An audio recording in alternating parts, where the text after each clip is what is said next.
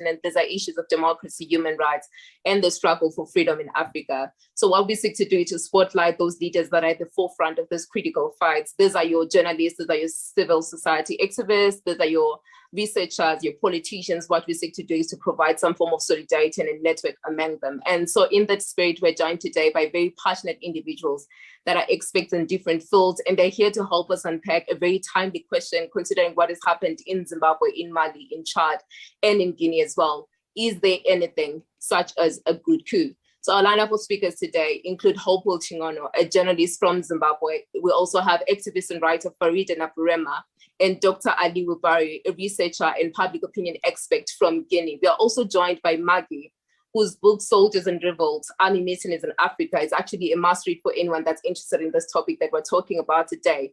So Maggie will be joining Nick for the regular discussion slot in the final portion of today's program, so be on the lookout for that. You can track the discussion today on Twitter by following us at Resist Bureau, as well as using the hashtag Resist Bureau Live.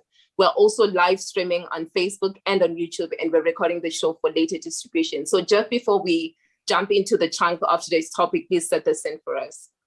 Absolutely. Thank you so much, Mantade, and thanks for everyone who is joining us today. As Mantade mentioned, we're going to turn our focus and attention today to coups in Africa, an especially timely topic given the reports of a possible coup attempt this morning in Sudan. Of course, the most recent example of a successful coup took place in Guinea this month on September 5th. Regionally and internationally, the military power grab that removed President Alpha Condé from office was greeted with criticism and alarm.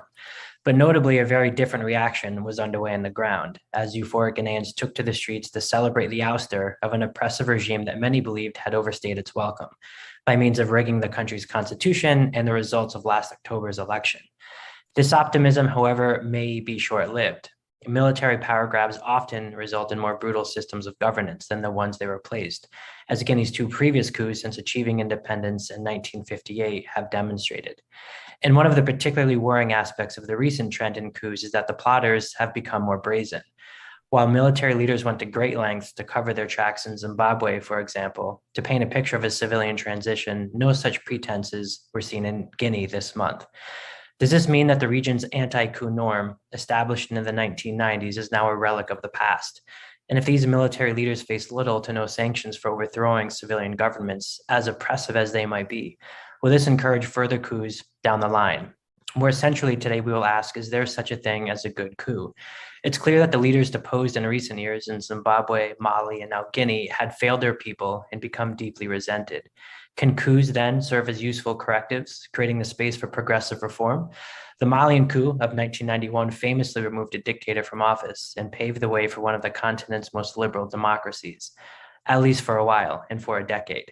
But it was followed by democratic collapse and a return to an era of coups and counter-coups. And as we have already noted, coups often lead to the militarization of politics, not a stable or sustainable democracy.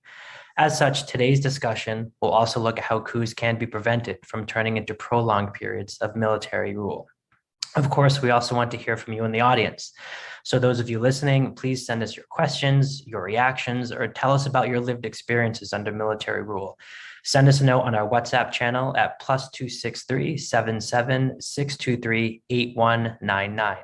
If you did not catch that, the number is also available on our Twitter and our Facebook pages right now.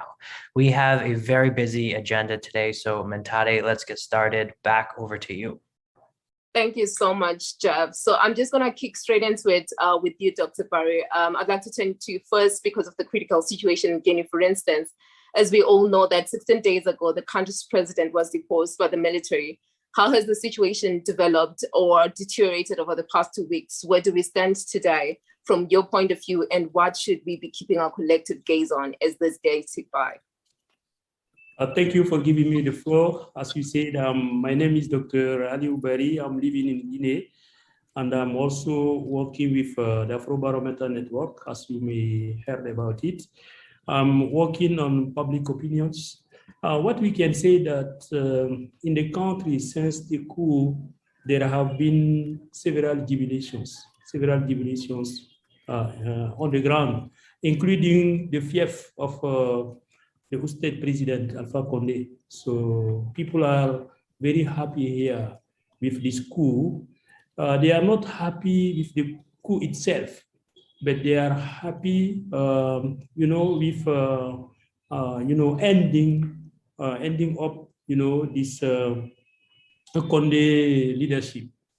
As you may know, the problem started with the unpopular incumbent, President Condé prolongation of the tenure and related violations of human rights in the country. So it was clearly stated in the constitution that the president can run for two terms in office, not 3 terms.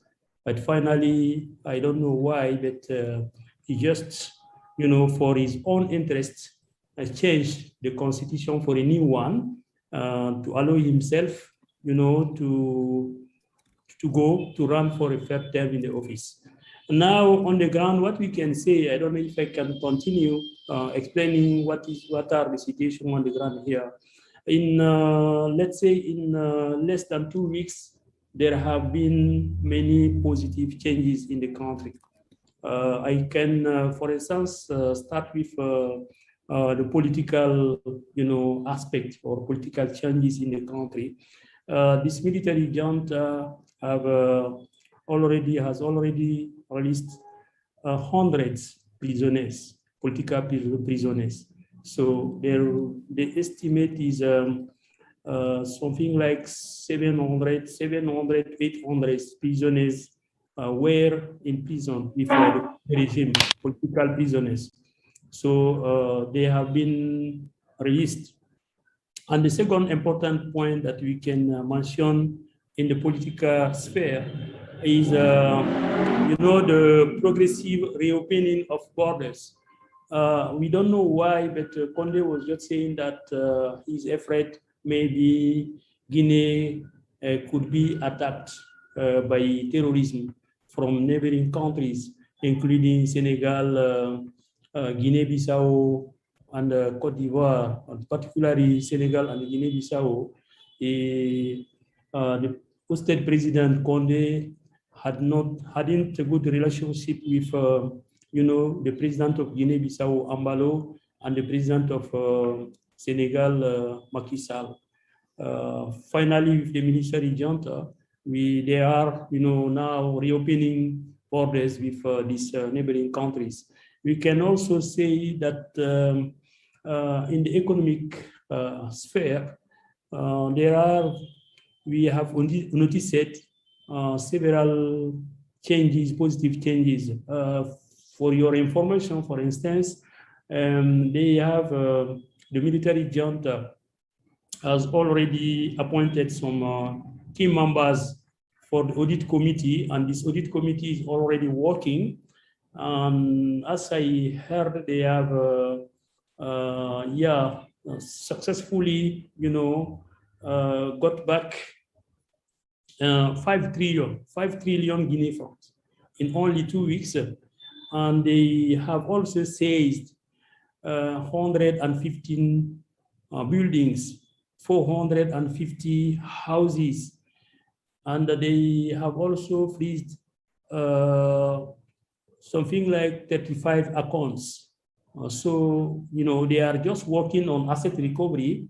And I think we can say now that they are also doing a good job, you know, fighting against corruption. Well, we know Guinea is in this situation because of 2 reasons. We can say 2 reasons. The first reason is this, you know, prolongation of the tenure for the incumbent president for the 3rd mandate. And the second reason is corruption. So elite corruption, and particularly official elite corruption. So, you know, that's the economical aspects. And we can also say that the point of governance, they are also trying to, not to put in jail, but to try to have control of corrupt elite from Condé regime. So they have seized passports and official documents from ministers and high-ranking officials, you know, so they have to stay in the country. until the end of investigation on the ground. So they are working. We can say that we are seeing some concrete results on the ground, and we hope that they will continue on that good direction. Thanks a lot, Dr. Barry. If I could really quickly just follow up with you. As you mentioned, as the team lead for Guinea at Afrobarometer, you've been involved in tracking public attitudes in the country for some time. So I'd love for you to tell us and our audience about some of the research you conducted there, namely the main findings, those of which preceded former President Condé's ouster from power. You mentioned the prolongation of Condé's stay in power and the corruption and some of the economic mismanagement that made people seemingly ready to support those who are now in power, those who are in military fatigues. But I'd like for you to, if you could, in just 1 or 2 minutes, explain the data that you collected at Afrobarometer and how that data might explain that popular euphoria that you've been discussing and that we've all seen emanating on the streets of Guinea. Yeah, you know, the Afrobarometer data, we are using Afrobarometer data, you know, to guide governance and to help, you know, leaders, you know, to take right decisions coming from people. You know, we are helping people to help them their voice to be heard. That's, you know, the job of Afrobarometer. But coming to our data, 1 year from, I can say, since the beginning of 2020, we launched a press release and then a dispatch showing that Guineans are against a fair term in office for the President Condé. And it looked like 76% of Guineans said, no, we don't want a fair term for the president, for the incumbent president on the power. He has to hand over the power to another civilian. And that data really were released, but I don't know why they didn't listen to us. Even in our disseminations, we used to have high-ranking officials like the Prime Minister and members of government, and we strongly said that people are against the fair mandate. But coming back to the conditions on the ground, living conditions were very, very bad. And we also showed data from, you know, surveys on the ground showing that 77% of Guineans thought at that time that, you know, Condé government was just was not, you know, managing the economy and you know, the country in the right direction. So there, we can talk about mismanagement of the country, and they also find that the government has had no significant achievements on their fight against poverty and corruption. For instance, between 2015 to 2020, we noticed a huge increase of the perception of corruption, about 25% of increase. So it's, you know, and coming back to the poverty line, you know, we have in the Afrobarometer network, we have our own methodology to, you know, to estimate the poverty or to assess poverty level. We talk about lived poverty. And from that, we learned from the survey that 80%, let's say 80 people out of 10 say that, they had some difficult times, let's say at least one or more than one day, they lived without any money, you know, any money in their own account. So the poverty level was like increasing. And coming back to the security, so we have so many data, and you know, showing that the situation was just deteriorating from 2015 to 2020. and that also people were against this third term in the office for President Condé. We noticed, for instance, that from perception, the survey, Afrobarometer survey, that people said that at least the half of officials who were just working with Condé in the Condé system are all corrupt. So they are among elite, corrupt elite. Thank you. Thank you. Thank you very much for that, Dr. Barry. I'd like to pivot now to Hopewell. It's very good to have you on today's program. Thank you. Thank you for joining us. As we mentioned at the outset, of course, Zimbabwe is now no stranger to military coups, and we are in fact approaching the 4-year anniversary of the 2017 ouster of Robert Mugabe. We've talked a bit about the seeming embrace of the new military leaders in Guinea. You just heard Dr. Barry expound upon why that might be the case and the problems this might present down the line. So I'd like to ask you, given your experiences in Zimbabwe, what was your initial view of the coup in Zimbabwe? What was the mood on the street at the time? And how did that change over time, if at all? And in light of that, do you have any words of wisdom or lessons to share for the people in Guinea today to enlighten them on what they might be experiencing right now? Thank you very much, Jeff, for having me. This is an important discussion for the continent. As the good doc said, a coup just happened in Guinea, and today we are told that another one was attempted, and we've read that it has failed. So it seems that the era of coups, which started in 1963 in Togo, is still with us, although in the 90s we were told that Africa would not accept coups. When the coup in Zimbabwe happened in 2017, there was jubilation, as the world saw. A lot of people were surprised, especially people in Western Africa, because they had lived through the era of coups, and they had warned Zimbabweans that this might be the beginning of something more terrible than what you hope to be removing, that is the Robert Mugabe administration.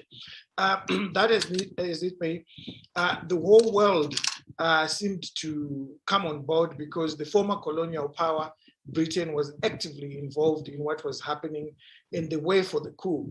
In fact, when President Mnangagwa had his inauguration on the 25th of November 2017, the first government minister to arrive into Zimbabwe was my former lecturer, Rory Stewart, who was the Africa minister for Britain.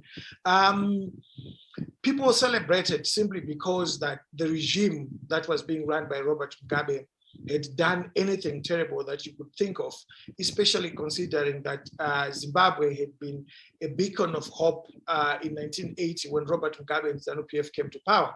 All that hope had been lost because of rigged elections, corruption, mismanagement of the economy, general incompetence. So people were happy to see the back of Robert Mugabe. But unfortunately, it turned out to be worse than what we thought it was going to be. We thought that it was going to be different because we were sold a mythical story that Emerson Mnangagwa was different and that he was a businessman, he was going to do things differently. So people thought that the economy was going to change. Personally, I was one of those that said, okay, let's give him a chance and let's see what the guy can do. I think the biggest shock came on the 1st of August when MDC supporters went into the streets to protest against the late release of the electoral results. And 6 people were killed, unarmed civilians, some were shot from the back as they were trying to run away. Some were simply going about their business in the street. And that was the first signal that things were not going to be what we had been promised by ZANU-PF.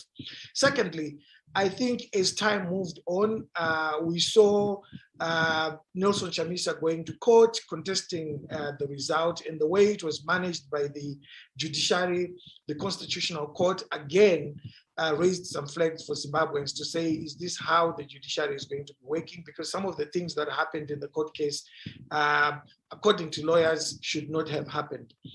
What then happened? What we saw was an increase in the abuse of power. Robert Mugabe was abusive, but the levels started to rise beyond what Robert Mugabe was doing.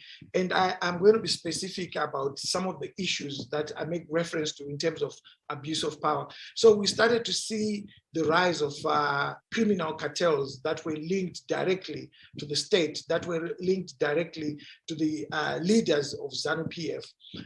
One such example is Kudata Gray, who has been famously sanctioned by Britain and by the United States of America because of how he is being used as a front to loot public funds through the Reserve Bank of Zimbabwe, through contracts that do not go to tender. And we're talking about billions. Just a month or two when the coup happened, when this new administration came into power, over 2 billion had been looted already, according to the Accounts Committee in Parliament. To show you that things were going to get worse and that they actually got worse. The guy who was running the Accounts Committee in Parliament very efficiently, holding the government of the day to account, was Tendai Biti, but he was recalled from Parliament through an outfit that had been created by Emmerson Mnangagwa. He created his own opposition in his own image. And after the cartels, we started to see the rise of corruption, the looting, the brazen looting of public funds, and the plan of the nation's natural resources. We had never seen something of that sort at such high levels as we started seeing. I fell victim myself last year. I was arrested 3 times inside 6 months after I had exposed the looting of public funds that were made for COVID-19. That was just a small figure, which was $60 million US, which was made for COVID, but billions had been already looted before I even reported on that. We have started seeing again a terrible situation. We have a drug pandemic in Zimbabwe, and our investigations are showing that the people that are bringing these drugs into the country are linked to the powerful, some of them are linked to the security sector. And this again was born out of the military coup, because before the military coup during Mugabe's regime, things were bad, but we did not have a drug pandemic like the one that we have at the moment. And nothing is being done, especially the people that are actually selling the drugs. We see some of them associating with government ministers. We see some of them associating with the most powerful office being invited to the State House, and nothing is being done. And we saw the breakdown of law. We saw how the law was being used, weaponized to go after the opposition. Cases were taken to court, and dubiously the opposition powers were handed over to a faction within the Movement for Democratic Change Alliance, a faction that was led by somebody who had lost at their Congress in Gweru. And we could see that this was all engineered. It was again deja vu, because it had happened when they tried to bring in a new Chief Justice during Robert Mugabe's time. They would just pick someone in the street who would take a court case to the Constitutional Court and win. And that's what happened. So the weaponization of the law by the state, by the political actors, targeted and continues to target political actors in the opposition, civil society, and journalists like myself. The second time I was arrested on the 3rd of November, I was arrested because I had exposed that the niece of the president, who had been caught at Robert Mugabe International Airport, was going to get bail unopposed corruptly. And it is me who was thrown into prison, and I spent 21 days for just doing my work as a journalist. This is something that we had not seen during Robert Mugabe days. I practiced journalism during Robert Mugabe days, at least for a good 15 years in Zimbabwe. And I was never thrown into prison. I was never arrested, although I actually reported a lot more sinister stuff that had been happening, like the post-election violence in 2008. So there was a bit of moderation in terms of how Robert Mugabe dealt with journalists or dealt with civil society, compared to how the government that was brought in by the military coup started handling us. Then we saw the closure of civic space. Civil society organizations, non-governmental organizations, they were told that they have to register with some odd office which is stationed at the city council, Harare City Council. And this is meant to control, and this is meant to stifle the flow of information, because civic organizations are able to go into communities and explain to them what corruption means. A lot of people know that this regime is very corrupt, but they do not understand how corruption directly affects them. So for instance, I'll give you an example. 2,500 women die every year in Zimbabwe. The biggest hospital in Zimbabwe only has 2 maternity theaters, and only one of them is working. They were built in 1977 by the colonial government, yet billions are being looted. To build a maternity theater, it would take just one Land Cruiser. At any given time, at any point when the government buys cars as part of the patronage system, they would buy 50 to 100 Land Cruisers for the hangers on. And we started seeing how the state was being run through lies and propaganda. The economic data that was coming through was just a pack of lies. And we saw how rapidly the presidential spokesperson became. And this is done on the back of the power that they know they have. They have the support of the military. And if this had not happened, if we had a different type of transition, a political transition as opposed to a military transition, I think that things would have been different. The good doc from Guinea talked about prisoners being released. I think the fact that prisoners were not released when the coup happened in Zimbabwe was another sign that is business as usual. Nothing has changed. We've just changed one guy at the top and a few guys in government, and the military guys who have been brought into government, but actually it was business as usual, and the level of corruption had been accentuated. And so there was a general dysfunction of reality, political reality in Zimbabwe. And as we go into the next election in 2023, we see a high intolerance of political opposition, and this is underpinned by the use of violence, and this violence is mostly carried out by the security services. People are abducted. I think the world is aware of how even comedians in Zimbabwe, there's a famous comedian called Gonyeti in Zimbabwe, she was abducted for just doing satire. So that's how bad things have become. And to answer your question, what is my advice to the rest of the continent or to Guinea? I think circumstances can be different, but I've learned from the coup in Zimbabwe, which by the way is the first coup in Southern Africa, and hopefully the last.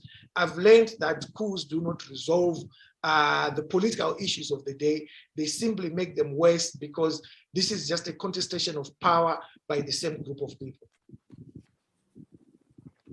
Thank you so much, Hopewell. I think what you just gave us today is a picture of what happened in Zimbabwe after the coup. And one of the things that was mentioned earlier about by Dr. Berry was the fact that one of the things that the citizens is actually celebrating is not necessarily that things are getting fixed, but the idea that a dictator or someone that they felt like wasn't supposed to be there was actually out. And I think it's something that came out strongly in Zimbabwe after the coup, because one of the famous quotes was, the criminals around him, that was kind of just the target. So you get to have a sense of citizens being in a space where they are celebrating the fact that finally Mugabe is out. And in that moment, there is no question of what about the institutions that actually entrenched his rule. These are the same institutions that you're giving us a picture of today, because those are the institutions that remained. So Farida, I'd like to bring you in here because you keep a particularly keen eye on developments in West Africa. What was once the most democratic region in Africa is now seeing democratic erode faster than anywhere else on the continent, according to Freedom House. And this was even before this month's coup in Guinea. Why does it seem that coups are now becoming more commonplace on the continent? And what sort of conditions are present in these countries that have allowed military leaders to co-opt the will of the people and take power by force? Thank you so much for your question, Montate. And I would like to thank the speakers before me as well for their very informational representation of the situation. The analysis that I make of the rapidly deteriorating political, or should I say democratic sphere in the West African region will bring me back to actually the early 90s. That was seen as the era of military coup across the continent. We first have to look at what has happened in those years that we seem to have made progress in terms of reducing coup on the continent and democratizing nations in the West African region, most particularly. The nascent democracies that we have seen in West Africa, unfortunately, have failed at creating institutions that can solve political crisis. Unfortunately, the new leaders that came in, some of them were elected, or should I say the vast majority of them, at least in West Africa, came elected, but they took advantage of the loopholes that existed already during the military era. These loopholes such as gave them the ability to play with the constitutions. It also gave them the ability to further weaken state institutions such as the legislative, the judiciary, and even have full control of the Electoral Commission, which led the following elections to not necessarily being democratic, free, and transparent. We have seen elections happening and new presidents coming in, but it doesn't always reflect in every case the choices of the people. And unfortunately, the regional organizations have been extremely weak at ensuring accountability whenever there is an electoral crisis. For them, as long as the election happened and is concluded, and they do not necessarily have the resources to challenge it, then they just approve those elections as being free and fair. And those have left a lot of grievances. To this, I will add the fact that there is no accountability mechanism. We have people who come to power and the citizens don't have any option to hold them accountable for their governance. And we have noticed a whole lot of corruption in many of those countries. And whenever citizens raise alert on such corruption issues, like it was in the case of Hopewell, journalists get thrown in jail, activists get arrested, people get prevented from organizing protests and resorting to other peaceful means to demand accountability. As a result, in countries where the majority of the state's institutions are completely weakened or are at the service of the ruling elite, the only institution that seems to have the kind of power that could change things becomes the army. And in countries like mine, Togo, for example, as it is the case in the vast majority of countries in the region, the army is the most funded institution among all. They receive good funding, they receive good training, the militaries are equipped better than other state institutions. As a result, it gets to a point where even citizens want the army to come in and to clean the mess. And we have seen that in Mali, following months of protests, which first of all started with the government failure at ensuring security, the growing insecurity in the nation with rampant killings and ethnic cleansings, followed by a lot of corruption scandals in which it was proven that the government was embezzling funds that were supposed to go towards fighting the terrorist group. People got fed up and started protesting and demanding change. Unfortunately, the government responded with violence, and the people in Mali, especially the religious clergy, started calling on the military in Mali to intervene and free them from a regime that is unable to provide them with the type of leadership they needed. And when the coup occurred in Mali, it was highly applauded, exactly as it is the case now in Guinea. And unfortunately, there are many other West African nations that are in the same condition, such as Togo. I wouldn't say the Togolese people cry if a coup happened tomorrow, because they are fed up with 55 years of dictatorship and they don't have any other option. And the same could be applied to other countries where government has decided, or should I say the ruling elite have decided to not offer any peaceful means to citizens to make demands and to not offer them any possibility to hold them accountable.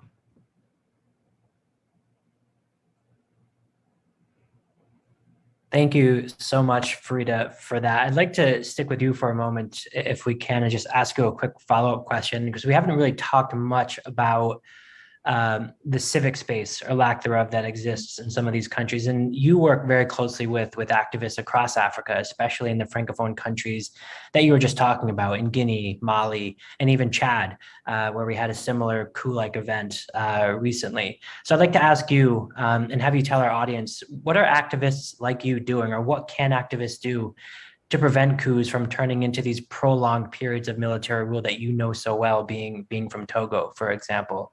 And just to follow up on what you were just talking about, is there any hope that, you know, these events that we've seen in Mali and Guinea, for example, but also elsewhere in Zimbabwe, can these create openings that are necessary for long-term reform? Is that even possible?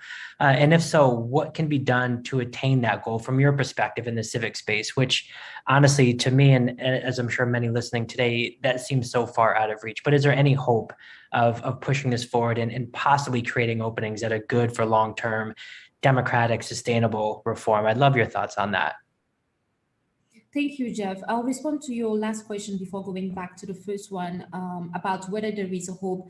I believe there is hope, but however, we have to remain, I wouldn't say vigilant, but we have to actually acknowledge the fact that the civil society is extremely weakened under dictatorial governments.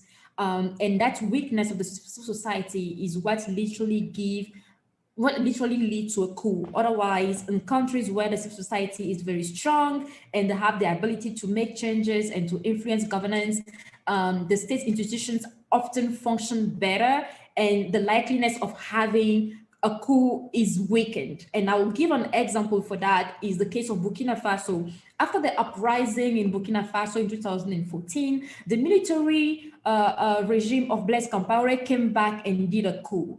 But then the civil society in Burkina Faso was so organized that they rose against that coup and they refused to let it happen. So they had a second uprising against that coup, which eventually led to the arrest of those military officials that conducted the coup. And that case was actually a good lesson for many other countries, because the military came in to take over again, but the citizens said no because they were vigilant and they knew what could have happened. This wasn't the case in countries like Egypt, however, where the military came back and they were able to neutralize everyone. And now Egypt is back to a military rule, or I would say to a rule that is even worse than under the regime of Mubarak. In terms of whether there is hope or not, I want to be pragmatic and say that it's not, the hope is something that we have to create. And this can only be done by ensuring that we continue to train the citizens so that they understand that they must be involved in organizing and they must play a role in demanding accountability and holding the government accountable. Sometimes citizens think that once you have a change of government, the job is done. You just pack your things, you go home, and you expect them to do the magic. Unfortunately, the magic never happens, because these are people who mostly emanate from the same regime, who are trained under an authoritarian rule and who can only rule who can only be authoritarian because that's the only training they have received and that's the way they know how to function. So the pressure must continue to mount, and there must be a civil society that demands to have a seat at the table and to take part in the decision making in terms of organizing a transition and organizing peaceful elections that after the transition. Unfortunately, those who should be the ones that could provide those safeguards are regional institutions, because when the national institutions are completely weakened or are in the hands of the authoritarian regimes, people look at the international institutions, because our nations are signatories to some international instruments which normally should have them respect certain international laws and regulations. But when we turn to the international institution, instead of them being in a position to hold those governments accountable, to ensure that they respect the protocols that they themselves have signed up for, they rather want to accompany them in whatever direction they choose to go and try to pacify the citizens, to be patient with them and see how things will evolve in the future. And those, unfortunately, only give the authoritarian regime time to consolidate their power and to sit their authoritarianism even stronger. In terms of what activists can do, awareness raising is important, but also information sharing is extremely important. Create a network that allows activists to learn lessons learned from each other and from different countries, because unfortunately, the situations in one country to another are not so much different. What the people of Guinea are going through today, other people have gone through that in the region in the past couple of years. So information sharing is important for the activists to better understand how other nations overcame those crises, and to also understand where they have failed so that they ensure that they don't make the same mistake. The second thing will be to also provide a room for the opposition, the existing opposition, to also continue to exist, because sometimes what happens is that when the coup occurs, the militaries that come over, they suppress the opposition entirely, and by weakening the opposition, they don't create any alternative voices for citizens, they don't create any alternative options for them when they eventually organize elections. And they may win elections that they themselves manipulated, but it was because they succeeded at suppressing the opposition completely. So I find it's very dangerous that a military regime comes to power and a few months later, all the leaders in the opposition are on exile because they have been brutalized, they have been threatened, they have been prevented from organizing peacefully. So that one is something that we also need to have a look at, because sometimes many opposition in African countries that are ruled by authoritarian governments, their ultimate goal is always to bring down the dictator. But when the dictator is removed by coup, it seems as if their work has stopped there, and they don't have any other objective to achieve. So the opposition parties are completely weakened, and they disappear as a result of that. And the disappearance of the opposition completely creates a vacuum, which authoritarians always take advantage of.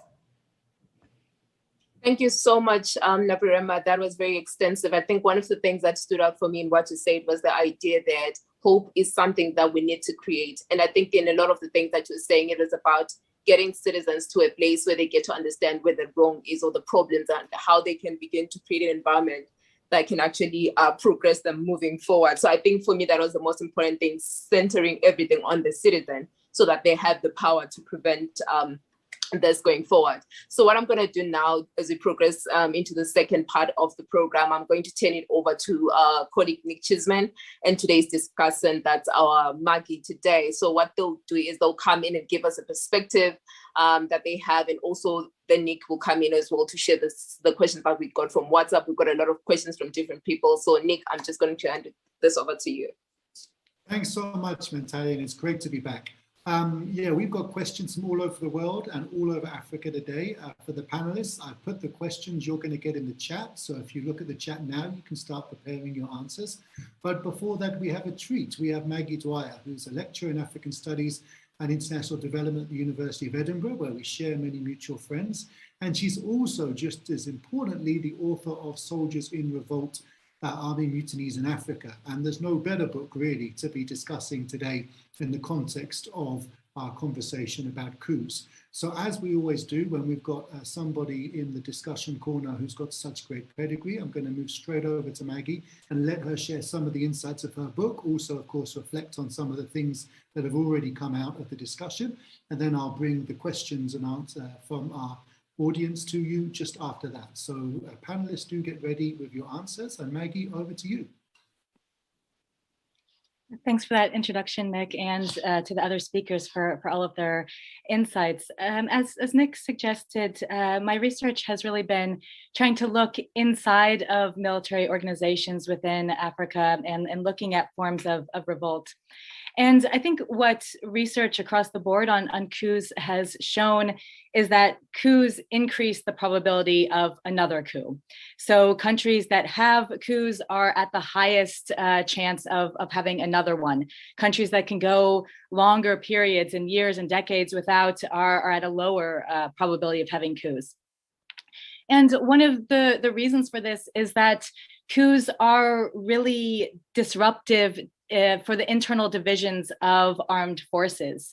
So they throw off the hierarchy, as we've seen in Mali and Guinea. These are not the top of the military. These are mid-level officers.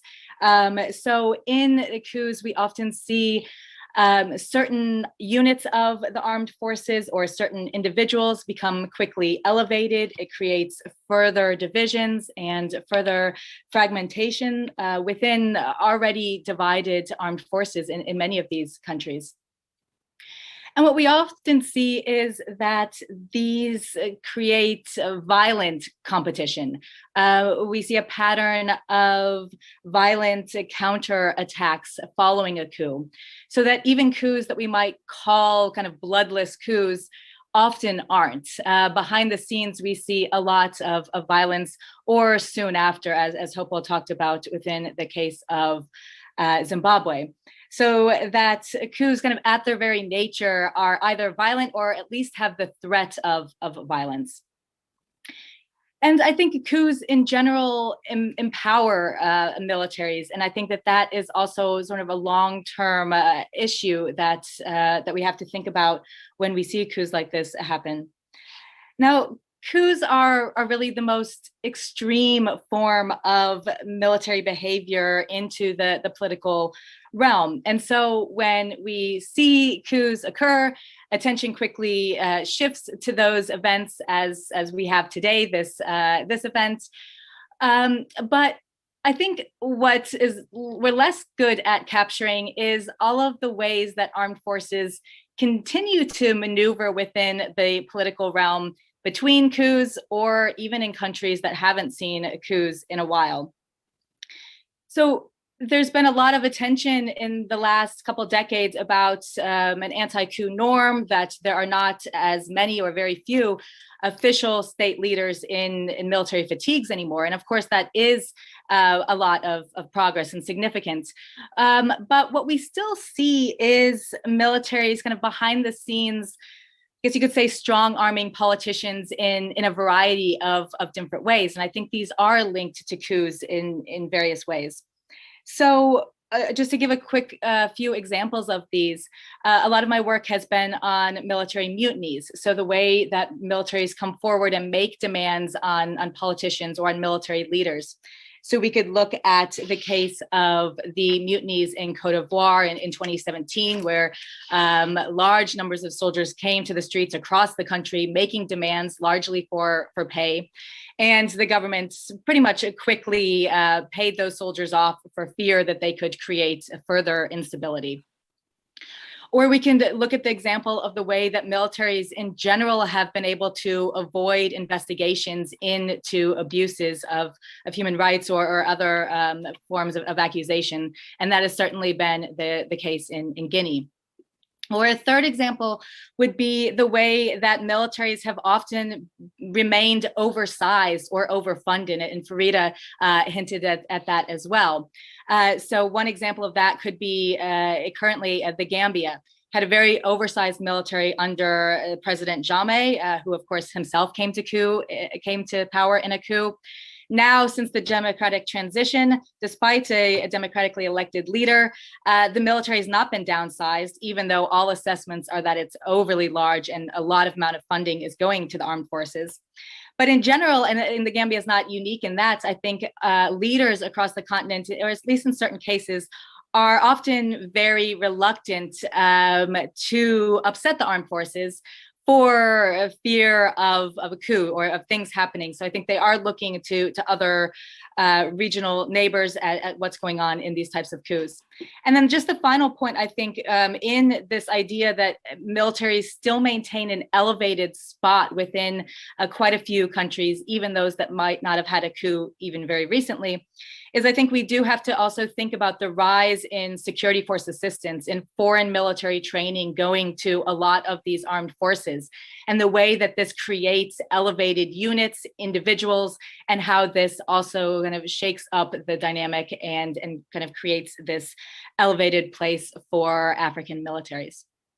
I'll turn it over now to Nick, because I know there's other questions as well. Thank you.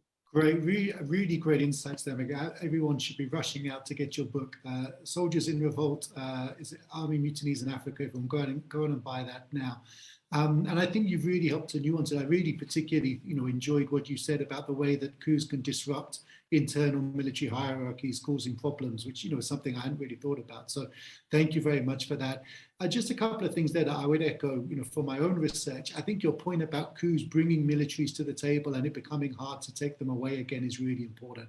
Look at what we've seen in Zimbabwe, where you don't just have the coup, you then have the military demanding the vice presidency. You then have the military expanding its areas of economic activity, so it becomes a major economic player. You already in Zimbabwe, even before the coup, have the military wanting to veto who can and cannot be president based on their credentials in the War of Liberation. So all of a sudden, you've actually got a situation where the military have a major stake in power, and you have to in some ways overcome or defeat the military to take power. And that then becomes a major barrier to being able to hold proper, free and fair democratic elections. And this is the thing that I think, we really need to get to grips with. Maybe in countries that have had multiple coups, you could make the argument that, well, one more coup doesn't change the precedent. But especially in countries that have not had coups, the risk of having a coup is you bring the military into politics and you struggle to get rid of it.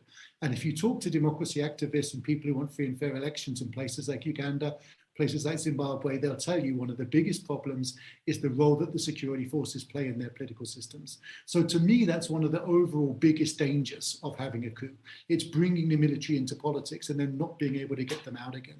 The other thing that I think is really worth putting on the table, and again, Maggie, you've hinted at this, but I want to bring it out maybe a little bit more explicitly, is what coups do to institutions. Coup leaders typically take power and then they promise to reinforce the rule of law. They promise to, deliver national unity, and they often promise a return to democracy at some kind of future date. But the act of taking a coup, of leading a coup and of taking power unconstitutionally breaches the Constitution, and it demonstrates to everybody that you can take power through the barrel of a gun. And those two things, both that kind of psychological, social breaking through that barrier of the military taking power, but also the disregard of the Constitution and the political institutions of the country, both of those things can really set countries back in terms of the evolution of strong and robust democratic institutions. And that's why I think for many of us, we really worry when we see a sort of popular approval of coups. We totally understand why. As Aliou has told us, people approved of the coup because they had a failing government that was not delivering, they were economically struggling, and the government they had was actually backsliding on democracy anyway. It's totally understandable to see why people in that context would celebrate the coup. But when you stretch that out and you look at 20, 30 years in countries that have suffered multiple coups, you see the danger and the damage that those coups can do to those political institutions. And you see that process of militarization actually making it sometimes even harder to then build back into a more democratic form of politics. So for me, while I can very much understand, the popular sensibility and the desire for that political change, I think it's also really interesting for us to think about what are the long-term consequences of the coups that we're talking about today. And it might not be, immediately apparent. In the case of Guinea, the previous coup allowed for democratic elections. They were won by somebody who was not part of the coup. That's a proper transition. And yet, just a few years later, we're talking about another coup in Guinea. So even the transitions and the coups that seem to be successful sometimes end up being followed by further coups that interrupt those periods. That's how difficult the challenge is. Of course, the problem is we can't just say that and leave the conversation there, because then we kind of look like we're condemning people to live under poorly performing governments. And the answer, the question has to be, if it's not going to be a coup that removes them, then what? What is capable of removing Museveni in Uganda? What is capable of removing Mnangagwa in Zimbabwe if it's not a coup? And I think one of the things that some of the questions that are now coming through on WhatsApp, are saying is, okay, we hear from the speakers, we hear from Hopewell, we hear from Frida, we hear that coups are problematic, but what else, what are the other options available to us, right? Is there anything we can do given the repressive context in which we're operating in? Anyway, so those are just a few thoughts from me and Maggie. Now, presenters, you're welcome to come back on any of those ports, but we also have some great questions from our audience, which are going to be coming to you, and I'm going to present them to you now.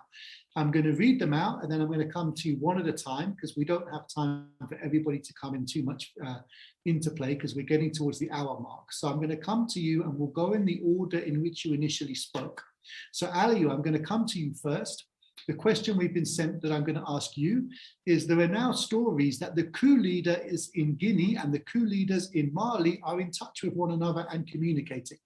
Do you worry about regional networks of coup leaders in West Africa? And do you have a good explanation for why there seem to be more coups in former French colonies in West Africa than they do anywhere else in Africa? Maggie, if you want to pick that one up, you're very welcome to come in at the end after the speakers as well. Farida, we're going to come to you after, Hopewell will come to you after that. And the question here is, why has the international community not done more about these coups in recent months? We see a lot of fine words, but we haven't seen many actual actions. This is even true of the more blatant coups in Mali and Guinea, as well as the one that was more disguised in Zimbabwe. Do you worry that the lack of international intervention will encourage more coups in other countries in the future? And finally, Farida, this one is for you. Coups against democracies are clearly bad, says this questioner, but coups against dictators don't seem to do any harm. Do we need to have a different theory or response to coups in regimes that are already authoritarian than we would in countries that actually look like they're democracies? So I'm going to come to you first, Aliou, with that question about the relationship between coup leaders in Guinea and Mali and why we might see more coups in Francophone Africa. Then Hopewell, then Farida, and then Maggie, and then we'll go back to Mantari and Jeff. So Aliou, over to you. Thanks, Nick, to giving me back the floor. I would like to say, yeah, you are right. We have similar situations in Guinea and Mali. Colonel Doumbouya, is from Special Forces, and he's a colleague who is also the president of the transition in Mali, was also the head of Special Forces. But we have another similarity. Our ousted president, the president on Guinea and the ousted president in Mali, both are or were historical opponents. They were in the opposition for more than 40 years. And they were not living in the country. So for instance, Alpha Condé was living out of Guinea for several years. I can say since his youth time, he was just living in France, not living in Guinea. So I think that the problem may be that historical opponents are disconnected from the ground, from population on the ground. So they don't have when they come to power, they don't necessarily have strong link or networks with elite people on the ground. So I think that's the point.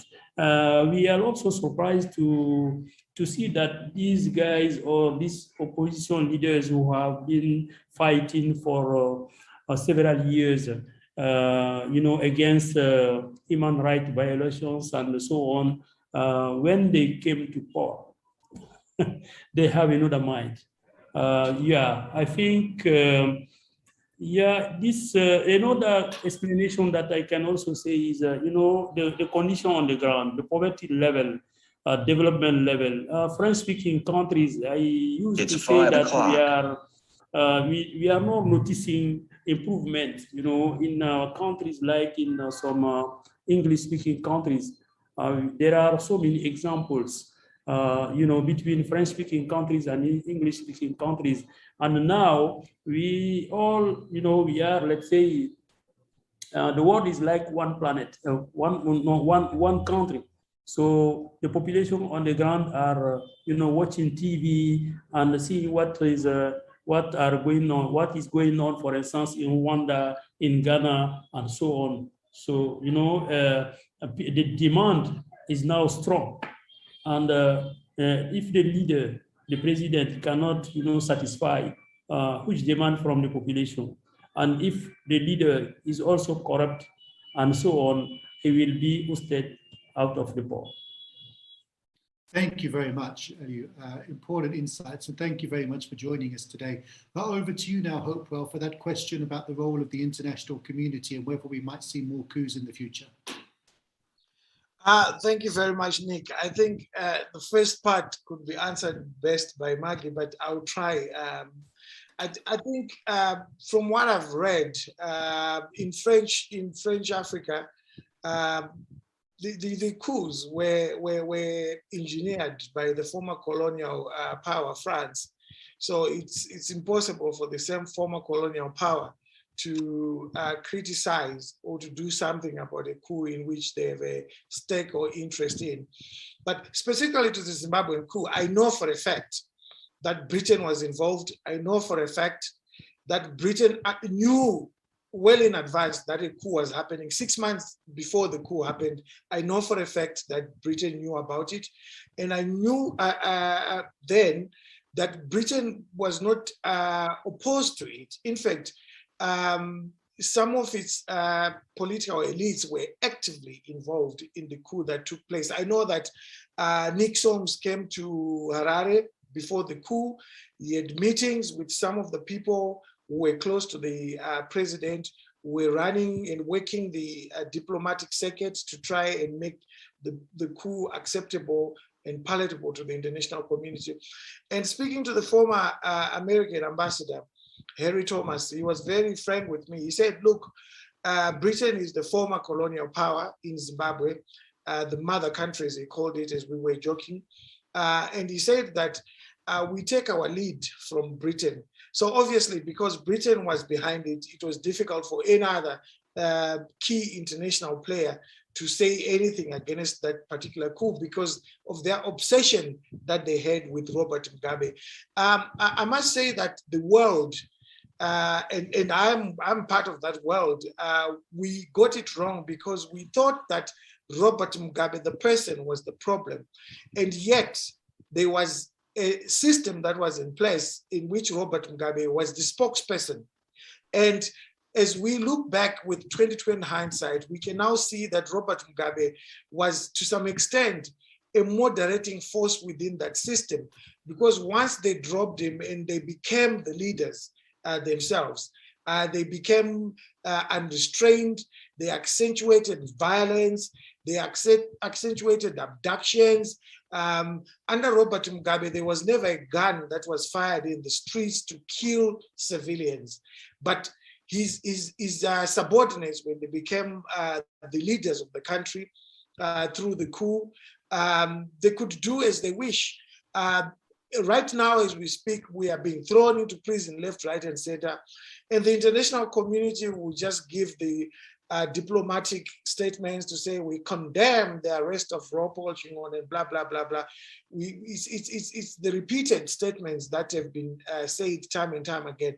But there's no real action, because I know for a fact, again, that some of the Western countries are discussing with the present government, the present regime in Zimbabwe, and they are hoping to come to some kind of deal with it.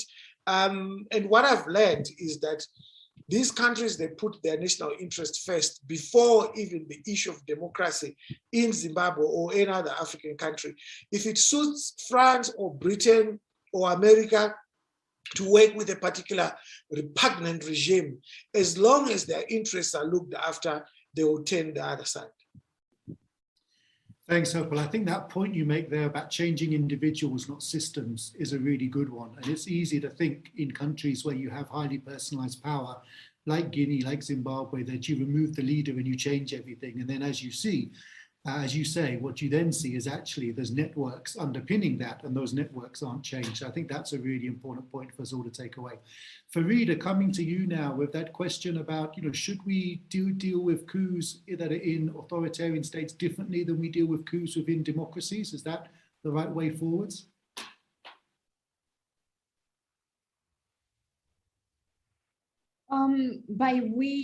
My question to you actually is, do you mean the civil society? Do you mean the international community? Do you mean the people? Because the reaction can vary from one institution or one group to another. Well, that's a good point. So maybe try and break it down a little bit. I think that's a really good point. Maybe talk about, those domestic activists and then maybe the international community and how you would think about those two different actors. That's a really good point. Thank you. In the ECOWAS protocol for democracy and good governance, for example, it is clearly stated that the ECOWAS region will not tolerate any coup, and whenever there is a coup in a country, the protocol to be applied is to suspend that country from the regional body. And I think the same thing applies to the African Union, Charter for Human and People's Rights. They have very clear outlines of what to do when a coup happened, and their decision is to never tolerate any form of coup, regardless of the reason, because they don't want to create a precedent. But my reaction to that is very simple. This comes to the fact that we only consider as arbitrary what the coup that are conducted by militaries. But what happens when the ruling party is also instrumentalizing the army to force themselves in power, when they modify the constitution without the approval of the citizens, and they use the army to brutalize civilians, kill countless of them, arrest hundreds of civilians just because they want to stay in power? That is also a form of a coup. They impose themselves in an arbitrary way. So for me, the regional bodies must have the ability to condemn the abuse of power from ruling parties when they instrumentalize the constitution to elongate their tenure, just like they condemn coups that are conducted by militaries.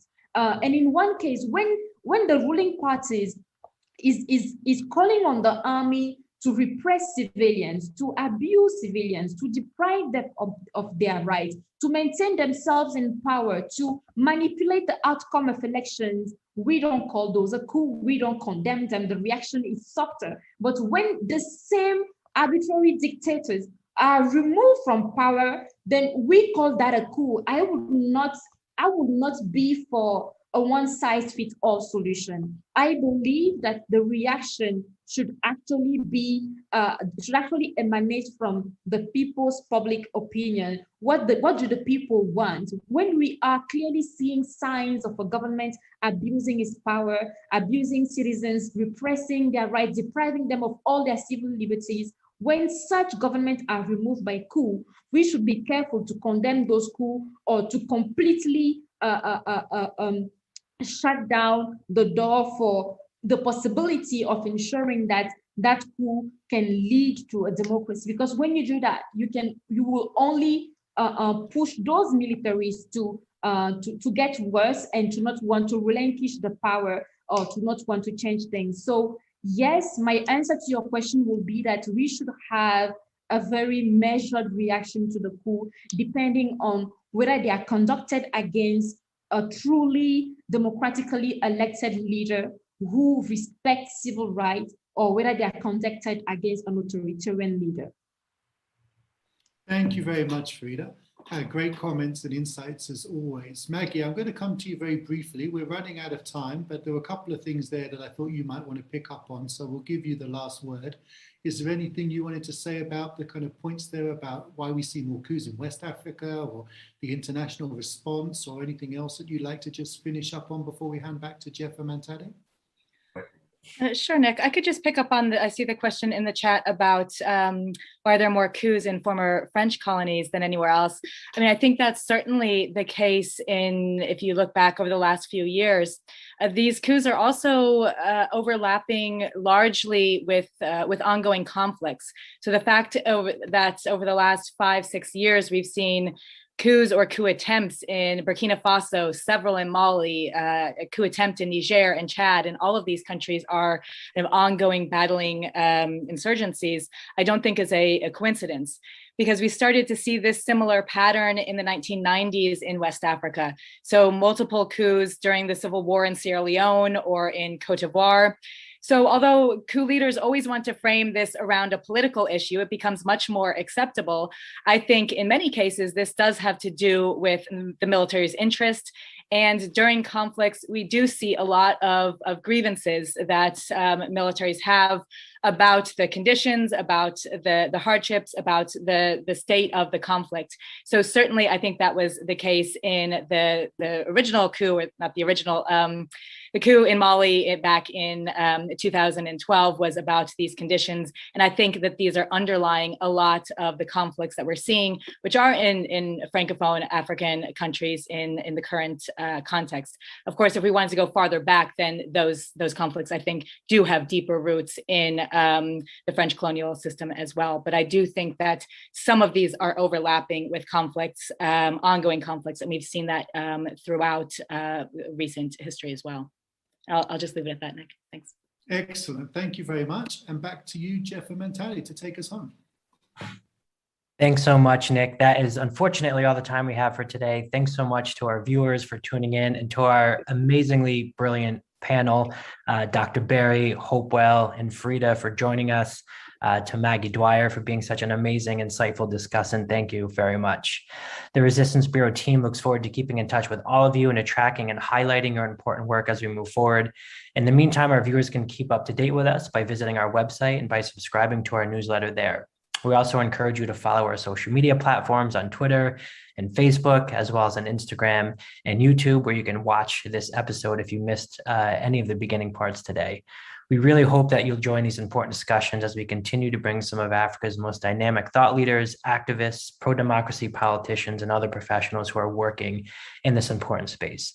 And as a final note, of course, putting together this program would not be possible if it wasn't for the team effort that keeps bringing the Resistance Bureau to life. Thank you to our advisory council for being on call all the time and being so helpful. A big shout out to our colleagues, Peter Dory and Ndondo Msakwa, who are working hard behind the scenes to make the show a success. For myself and my co-host Mentade, as well as our discussion moderator, Professor Nick Cheeseman, thank you for joining us today and for tuning into these programs. Be safe out there, keep fighting the good fight, and we hope to see you for our next program. Take care, everyone. Thank you. Thank you very much.